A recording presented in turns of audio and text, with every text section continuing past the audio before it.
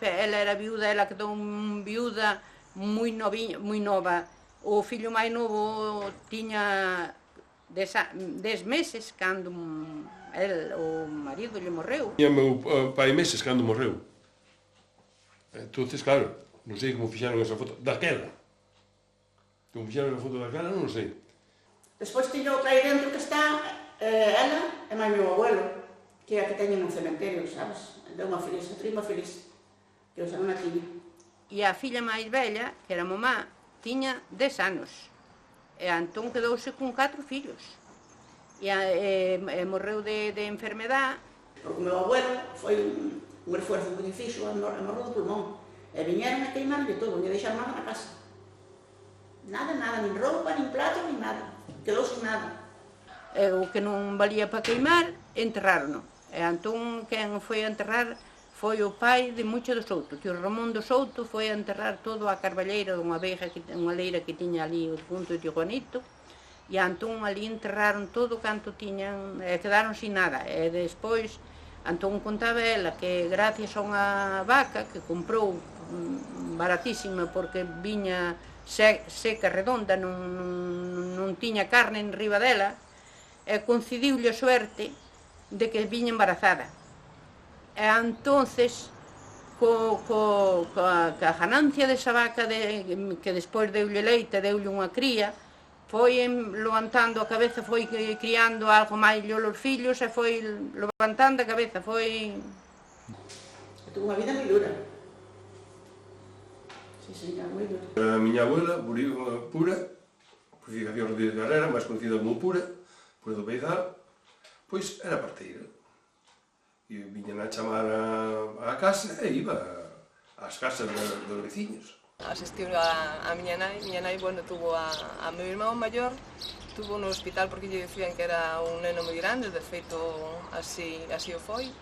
E despois, cando se quedou embarazada de miña irmá Nieves, o médico dixolle que, bueno, que podía dar, que podía parir na casa, que non tiña peligro.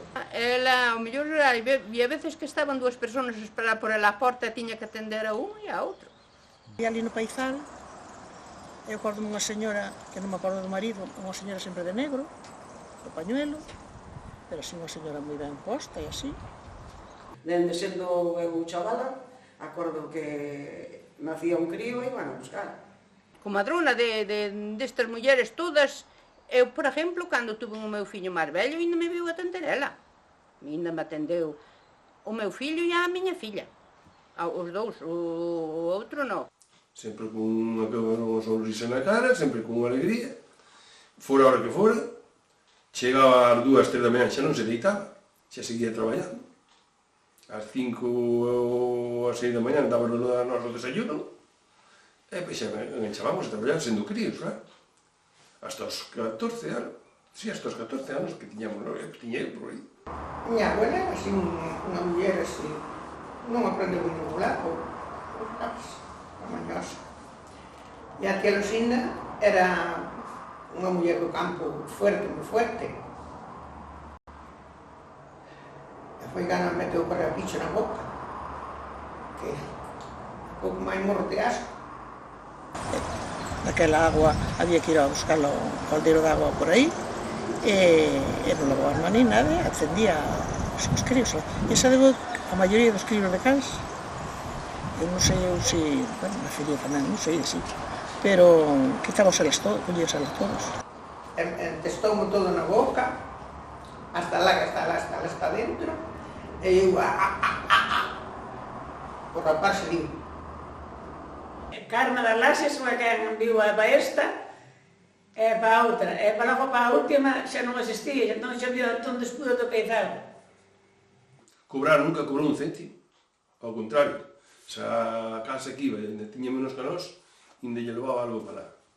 Como facían, pois, ao principio, xa eran volvelo nunha manta, logo iban a buscar a cuña quente para ducharlo, e lo montón había que dar eu comer.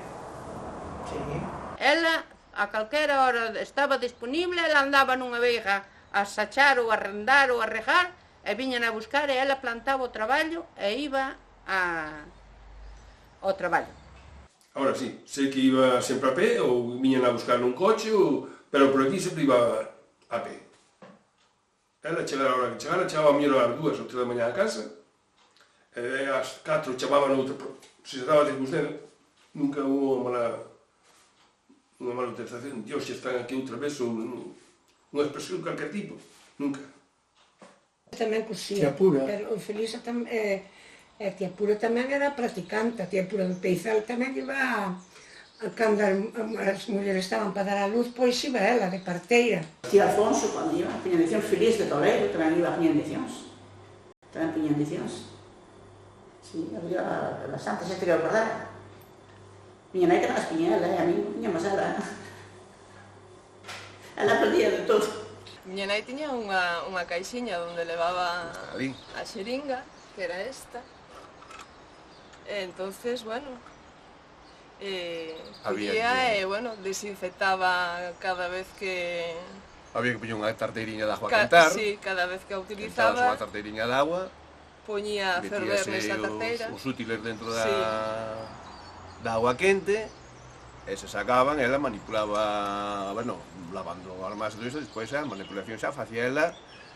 E despois o proceso era, veña, un algodón co alcohol, limpiaba xe na nalga, ese proceso era, entón facíache. Eran tres, plá! Pincha.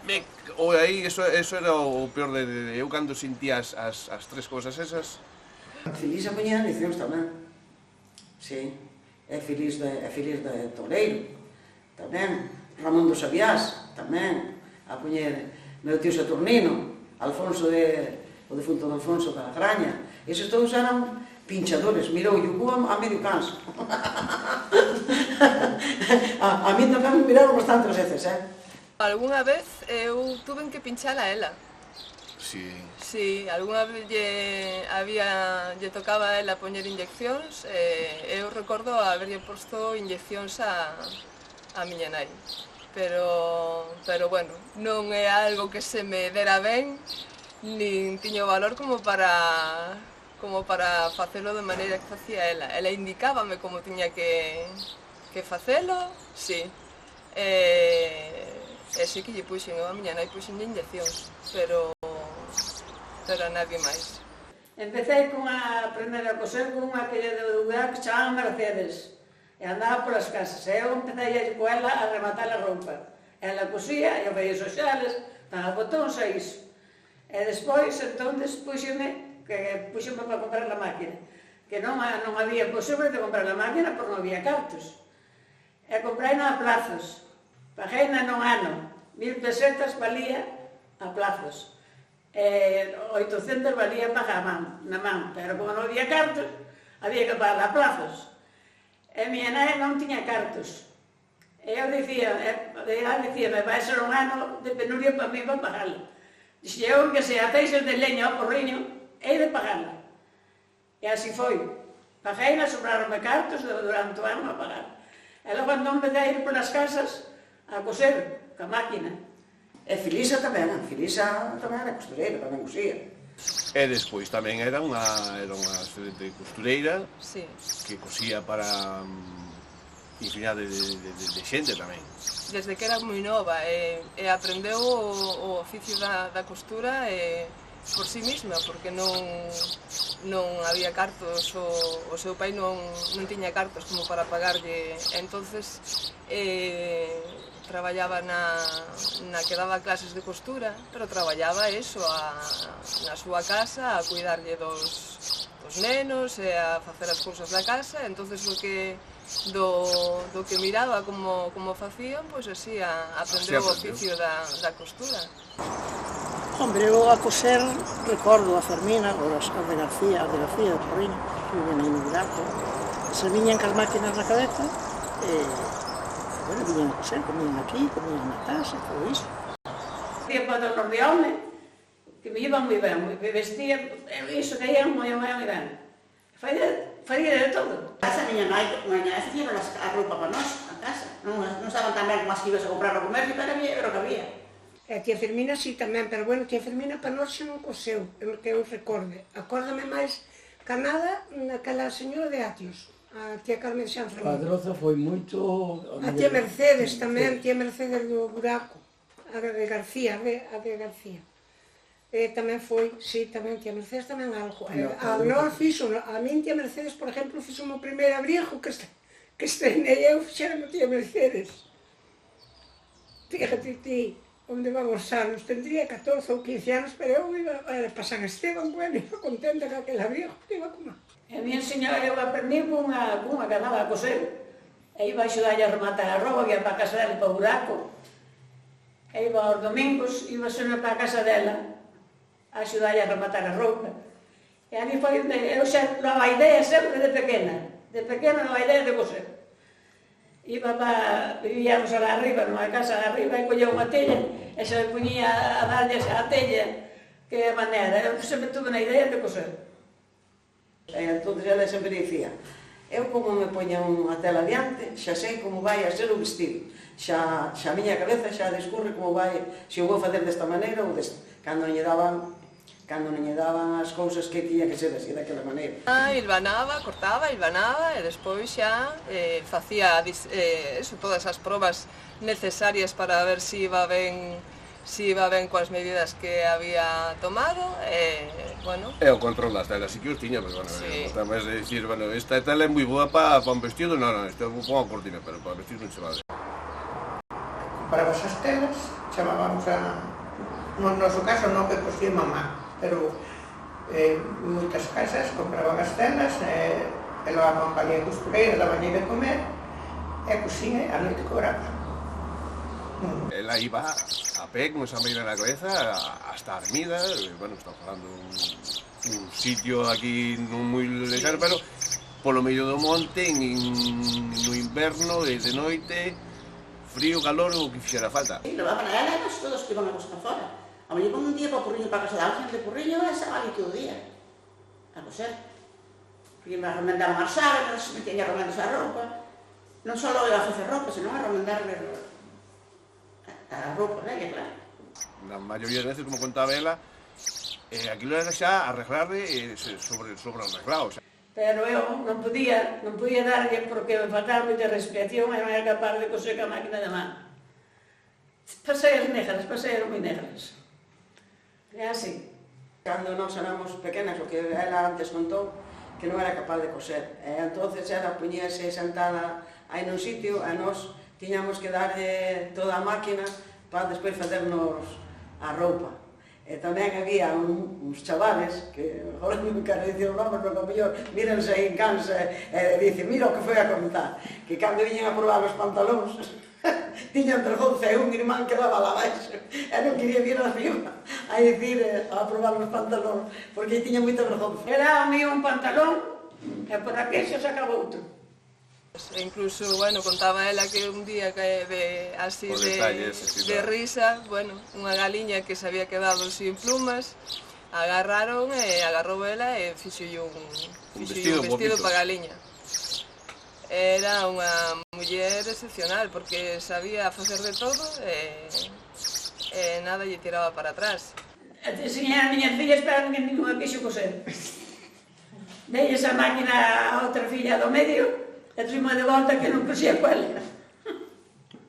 Cosía aquí na casa, cosía de noite, acórdame que cosía, non había luz, e cosía, abría a porta da cociña de ferro, porque aquí sempre hubo cociña de ferro, bueno, lá na casa dela, e entón abría a porta e poñíase a coser, a calcetar, acórdame de calcetar, chaquetas negras de lana, de noite, ali a mirar, ou senón cunha vela, e así cosía sempre, ela sempre para nós coseu hasta hai pouco. Sí, pero nunca mirei... A verdad que viñan as costureiras a casa sempre cando quería unha persona, viñan as costureiras a casa. Vou facer roupa para por mí, pois que quedaban para vestirse, ou a facer para morto tamén. Sí, bueno, que eu recordo a abuela de Raúl. A abuela de Raúl tamén viña polas casas a coser. E cosía tamén, por exemplo, facía vestidos para cando morría a xente. Fermina tamén. Tiña a costureira a coser, a facer o pão morto, e pois que quedaban un outro día poñer aquela roupa negra. E, bueno, eu tamén vestín algúns mortos. Vestín unha chica dun accidente tamén. A grandísima maioría xa deixaban dito a súa familia que querían que Felisa os amortaxara, que non querían que outra persoa os amortaxara, xo deixaban dito a súa familia. Porque as mulleres vestían sempre con un vestido. Entonces, unha señora que vive no Gupiller, que se chama Flora, esa viña moito, pero Fermina e mucha do Colega Raúl tamén levaban a máquina, non sei se levaban as telas ou non, e facían un vestidinho se foxo para eso. Eu acordome de vestir 2 homes, non sei se pode dar detalles ou non, que non éramos capaces de vestilos ben porque a camisa non, entón metemos unha tixeira pola espalda, así, para quedar nos brazos, para que quedara guapo, con corbata, e para que quedara, poñésele sempre unha camisa blanca, e un traxe oscuro, un negro, se tiña. Se non tiña, a veces pedíanse prestados, ou moita xente dicía, pois mira, non teño camisa, entón dice, bueno, pois a camisa dixo che euros. Unha vestidos con miña sogra, pero sola non, eu non me arrimaba. Eu cosía yo manda, cosía todo, pero eu arrimar non me arrimaba, tiña aquela cousa, non iba. Eu creo que taponaba e ya ataban, creo recordar, ya ataban como unhas cintas nas pernas, pouco máis, non recordo moito máis, así que lle poñían, bueno, esos algodóns na boca. E vestir, ela vestíos, pero bueno. E sí que iso, era algo que non miramos nunca. Fallecía alguén, Felisa, falleceu miña nai e tal, tens que vir alá. E o que dices ti, podía ser a hora que fora, tira. E xa moitos recordar a difuntada dela, cada dela, Felisa, cando eu morra, xa sabes, Claro que me vistas ti, Está calada a muller que diga, agora ainda vas a dormir tanto. E na de Susa foi cando hubo aquel temporal que rompera, bueno, ti ainda non viñares por aí, rompera os pinos daqui de arriba. Do Castro, do Coto do Castro. Hubo un temporal e casi non se pudo facer a boda. Pero un temporal terrible. Era un temporal que con medras de erva seca, rompeu con pinos, rompeu pinos, todo. aquilo foi terrible. E facían tamén no coberto de Fernando, ali diante, ao lado de Emilio, do Socorro, de Maribel, tiñan ali un coberto, fixaron unha boda ali, pero aquilo foi horrible. Entón viña tamén tía Carme de Campos, tamén viñera a cociñar para a boda de miña cuñada, tamén viñera ela. E outra señora do Porriño que lle chamaba María do Demo, que era moi boa cociñeira, e esa tamén iba para bodas, cociñar. De cociñeiras, eu acordo a Carme da Graña. Viña moito a cociñar aquí, unha señora do Porriño que se chamaba María do Demo, e esa viña moito a cociñar para bodas tamén aquí. Así que se pode esqueixar, cociñarse na casa. Tiñera unha cuñada miña iba bastante, chamaban Carmen Campos. Esa andaba bastante así nas cousas, estudar a servir o mijo, vai aprender a las... A abuela de Olga era unha delas, sabes que Carme de Campos? Esa iba a cociñar para bodas. Era unha boda, cando era así que se facía todo na casa, entón sí. Esa tal Carme da Graña, esa iba para moitas bodas. Si, mira, nós cando nos casamos, foi-nos cociñar meu tío, o difunto do meu tío Saturnino, e máis tía Carme de Campos, que eran as que había de cociñeiras, ou así, que traballaban sin máis ben na cociña, xa se dedicaban a iso, e iban para bodas e por bautizos, para onde a chamaran, iban tamén. Facían a salada, facían a sopa, facían o cocido, facían o polo, facían o que fueran, facían pescado, como agora, máis ou menos. Se algo de máis ou menos. Tamén, miña abuela axudou. De feito, as bodas que se fixaron na casa daquelas de miñas primas, ela axudou en todas. hasta na de miña irmá, a Marbella, que fixéramos na casa de Ramón, de Rita da Dorza. Non me lembro porque xa hai moitos anos. Algo de peixe debía de haber merluza. Xa hai 70... Foi no 64, xa vai 60 e tantos anos. Era o que había, non sabes? E antes as comidas non eran como agora. Antes facías un cocido, ou asabas os polos, e xa está, non había máis. Había uns trepios grandísimos que xa tiñan, e xa cociñaban así ali con leña, e xa cociñaban naqueles trepios grandes que eran a mellor tan grandes como esta mesa. Entonces puñían ali as olas e cociñaban ali. E tamén tiñan unhas sarténs para freír a merluza, tamén grandes, e así facían con uns trepios grandes, facían ali, facían de lume por debaixo e facían ali. Non había outras cousas. Os menús había un salpicón, despois unha merluza rebozada, despois o polo da casa. Había que aproveitar o que había na casa. Pero na miña boda, como decía o meu home, nunca tanto pescozo comín de víspera. Os pescozos que nos iban a poñer na boda, cenao, o meu pescozo. É así a vida. Meus abuelos tiñan 26 afillados. Non sei, eu sei que esa señora cociñaba ben, e viña pa aquí porque meus padriños vivían aí e tiñan por lo menos 20 ou 30 afillados. Era unha xente así bastante, todo mundo chamaba papá, nós éramos todos afillados dele. A maioría de cans, mucha de Ramilo, o Moncho, bueno, todos son mucho da Roxa, todos. 26. Eran os padriños de miquísimo, era de meu pai, de miña irmán. Foi padriño de meu irmán, que foi Ramón. Aos homens que viña Ramóns e a mulleres Carmen. En Semana Santa viña tamén esta señora da Graña, tía Carmen de Campos, que tamén era da familia. E agora neste tempo iba polas casas a amasar as roscas para Pascua, e viña de víspera a amasalas. Porque casi nadie sabía facer roscas. Entón viñan elas e amasaban, despois estaban toda a noite, cocían, iban aquí a amasar, iban ao outro lado a amasar, e despois cocían, e así. Amasabas pola tarde, despois tallabas, dormía ali, e logo ás 5 da mañá ou así levantabas a mirar como estaban, e logo, según estuveran, xa empezaba a meter no forno. E viña sempre todos os anos, porque eran moitas roscas. 26, había que ir con unha cesta grandísima para tirar roscas por todo o cans. Eu acordo era pequena, claro, pero... Eu creo que ele é máis que o Pepe do Peso, que foron padriños de todo o cans. Sí, bueno, teu tío tamén, pero... Tamén, pouquísima xente. As mulleres de antes traballábamos moito, nunha palabra, porque non había domingos, porque o mau domingo tiña que lavar a roupa e coser para no lunes marchar saliren a traballar, todos así.